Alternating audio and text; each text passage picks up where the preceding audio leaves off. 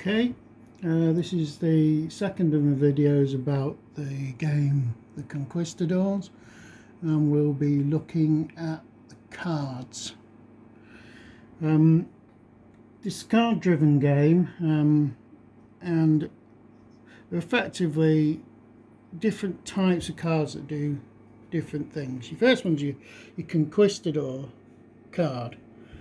Now these are the guys that they influence the ability to rally units where the morale's gone down, or they can influence combat and diplomacy. And these guys are the basis of all your expeditions. Like a Conquistador, he'll hire troops and he goes off on expeditions. Like you can have a look at Cortez here. Now, Cortez has got some infantry, some cavalry and some artillery with him. Okay, you can see he's a very good card, but each side picks a Conquistador at the start, but as the game goes on you get more of them. On the second turn you're allowed to pick another one. Okay, and a Conquistador is needed to launch an expedition. So an expedition will be seen on the map, and it's got the Conquistadors counter on the top. So if I look at that, and I'll look at its Balboa, and as I go over here I can see Balboa and the units assigned to it. Okay. Other cards you've got are action cards. Now action cards can be used to boost your chances of achieving stuff.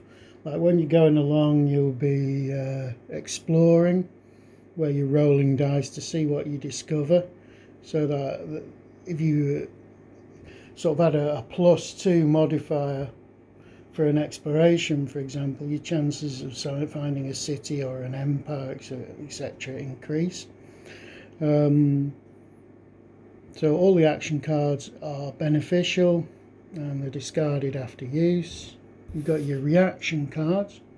Reaction cards can be played against other players. They're a really good way of messing up an opponent's strategy. There's tons and tons of these, from basically getting the governor to declare a Conquistador as an outlaw, to various things that reduce the opposing unit's chance of doing discovery rolls, plunder rolls, diplomacy rolls, etc. So these can be played anytime in an opponent's impulse. Right, next, the final type of card is we have the combat cards, and the combat cards can be played by you, the Conquistador, to benefit your expeditionary forces, or they can be played similar to a reaction card against other opponents. It's quite a good selection of these. A good one that shows effect on an opponent. If an opponent has got into a bit of a scrap with local warriors, you could play this one, and all the Indian units in the combat that the other expedition is fighting are doubled in strength. So these are a good way. Not only can they boost your performance, but they're a good way of messing up your opponent.